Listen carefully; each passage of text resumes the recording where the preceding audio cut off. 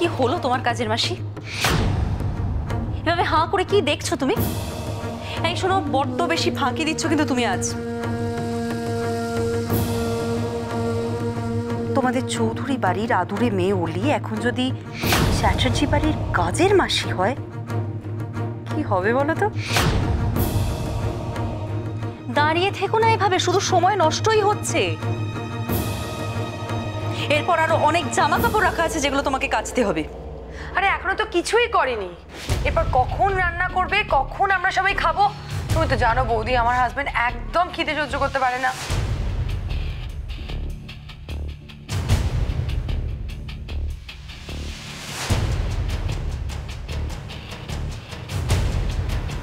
এসব কি হলি? কি বলছে ওরা? এতদিন জানতাম অরুণেশ চ্যাটার্জির বিশাল সম্পত্তি, এরাই ব্যাপার স্যাপার, কিন্তু এখন তো দেখছি সব মিথ্যে, বানানো গল্প।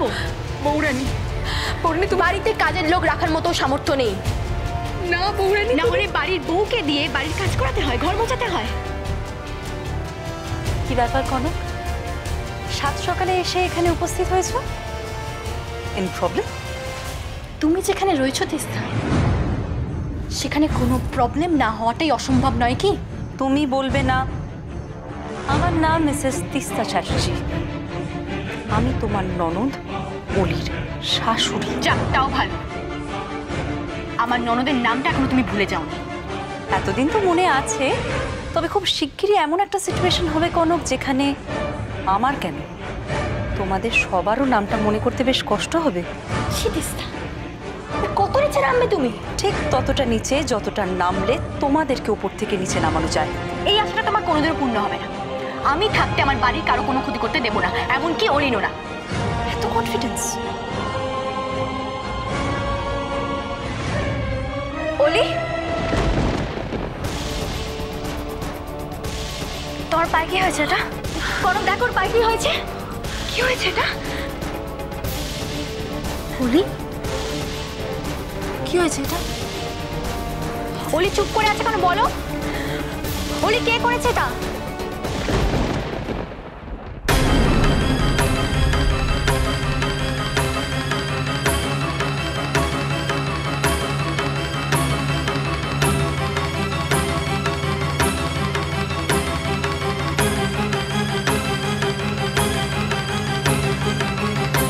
ডক্টর অরূপ চ্যাটার্জি। ছোট মা, আপনি? আসতে পারি? প্লিজ প্লিজ আসুন না। ছোট মা, আমার কেবিনে আসার জন্য আপনাকে পারমিশন নিতে হবে, প্লিজ। নিতে তো হবেই, কারণ যে অরূপকে আমি চিনতাম সেই অরূপ আর এই অরূপের মধ্যে অনেক পার্থক্য, তাই না? এভাবে কেন বলছেন? আমি আপনার অরূপই আছি ছোট মা। আপনি দাঁড়িয়ে রইলেন কেন? প্লিজ প্লিজ বসুন। বসতে আসিনি অরূপ, কয়েকটা কথা জিজ্ঞেস করতে এসেছি তোমাকে, এবং আমার এখনো বিশ্বাস অন্তত সেই কথাগুলোর সঠিক উত্তর তুমি আমাকে আজ দেবে। বেশ, বলুন।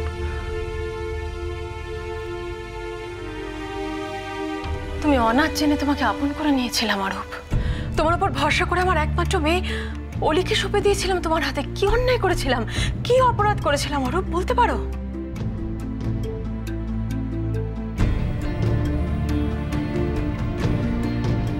ছোট মা, এসব কেন বলছেন? তুমি বুঝতে পারছো না কেন বলছি? ছোট মা, আপনি আমাকে ভুল বুঝছেন। ভুলই তো বোঝার কথা অরূপ। হঠাৎ করে তোমার যে রূপ দেখতে পেলাম তাতে তো ভুলই বোঝার কথা। কেন বলো তো? তোমাকে বিশ্বাস করে কি অন্যায় করেছি? অরূপ, তোমাকে বিশ্বাস করেছিলাম, ভরসা করেছিলাম, তুমি তুমি কেন কেন এই প্রতিদান দিলে তার? এরকম এরকম প্রতারণা কেন করলে আমার অলির সাথে? কেন আমার অলির জীবনটা নষ্ট করলে, বলতে পারো? আমি একদম সত্যি বলছি বৌরানী, আমার কিচ্ছু হয়নি। মিথ্যে কথা বলছো অলি। আমি মিথ্যে বলছি না, সত্যি বলছি, একদম সত্যি কথা। অরূপ সত্যি আমাকে খুব ভালোবাসে। আচ্ছা তাই? এইটা ভালোবাসা নমুনা অলি? অলি, তোমার পায়ে ব্যথা, তুমি খুঁড়িয়ে খুঁড়িয়ে হাঁটছো। একদিন হয়েছে তুমি এই বাড়িতে এসেছো, তোমার চোখে মুখের অবস্থা দেখেছো? আর আয়নাতে নিজেকে একবার দেখেছো কি অবস্থা করেছো তুমি? অলি, তোমার চেহারাটা দেখলেই বোঝা যাচ্ছে তুমি কতটা ভালো আছো। তাছাড়া এই বাড়ির অবস্থাটাই চোখে আঙুল দিয়ে সত্যিটা দেখিয়ে দিচ্ছে। ভুল বোঝানোর চেষ্টা করো না অলি। তোমাকে ভুল বোঝাচ্ছি না, বরং তুমি ভুল বুঝছো। আজকে আমাদের বাড়িতে কাজের লোক আসেনি, তাই আমি নিজে থেকেই ভাবলাম কাজগুলো করি। আমাকে কেউ কিছু বলেনি, আমি নিজের ইচ্ছায় করেছি। আচ্ছা, একটা কথা আমি বুঝতে পারছি না, অলিকে কাজ করতে দেখে কনকের এত সমস্যা হচ্ছে কেন? আচ্ছা কনক, নিজের বাড়িতে আমরা নিজেরাই তো কাজ করি নাকি? তিস্তা, এই বাড়িতে আমি অন্য কাউকে কাজ করতে দেখছি না। এই মেয়ে, তুমি কি বলতে চাইছো? হ্যাঁ, আমরা এই বাড়িতে কি লোককে দেখিয়ে দেখিয়ে কাজ করবো নাকি? তা কেন? তবে যারা কাজ করে তাদের দেখলেই বোঝা যায় তারা কাজ করে। সাহস দেখেছো? হ্যাঁ, আমার বাড়িতে দাঁড়িয়ে তুমি আমাকে অপমান করছো। তুমি কি বলতে চাইছো আমি এই বাড়ির কাজের লোক? আমি আপনাকে একবারও কাজের লোক বলিনি, বরং অলিকে দেখেই মনে হচ্ছে। অনেক হয়েছে কনক, অনেক বেশি কথা বলে ফেলেছো তুমি। আচ্ছা কনক, তুমি যে চৌধুরী বাড়ির সমস্ত কাজ নিজের হাতে করো, তার মানে কি তুমিও চৌধুরী বাড়ির কাজের লোক? আমি তো বারবার বলছি যে ওরা বুঝতে পারেনি। আমি হাত জোর করে ক্ষমা চাইছি। তার কাছে একদম ক্ষমা চাইবে না অলি। তাই তুমি কাকে জানতার বললে? আমি অলির শাশুড়ি। আমি না যদি চাই এই মুহূর্তে তোমাকে বাড়ি থেকে ঘাট ধাক্কা দিয়ে বের করে দিই। তার কোনো দরকার হবে না তিস্তা, আমি নিজেই অলিকে নিয়ে এখান থেকে চলে যাচ্ছি। বাড়ি চলো অলি। বৌরানি শোনো, তুমি প্লিজ একটু মাথাটা ঠান্ডা করো। দেখো, তুমি তো প্রথমবার এই বাড়িতে এলে, বলো তুমি একটু বসো, একটু চা জল খাবার আনি তোমাদের জন্য, তারপর আমি তোমার সব কথা শুনবো। প্লিজ, কোনো কথা নয়, তোমরা একটু ওয়েট করো, আমি এক্ষুনি আসছি। প্লিজ প্লিজ বৌরানি, প্লিজ একটু বসো। ও বলি, বসো।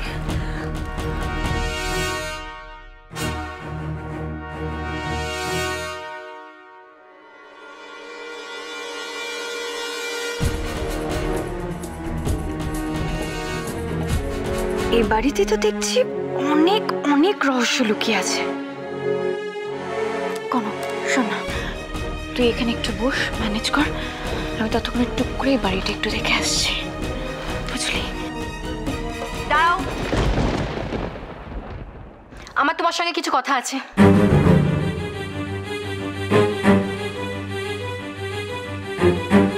বলো কি চাই? ননদের প্রাণ ভিক্ষা?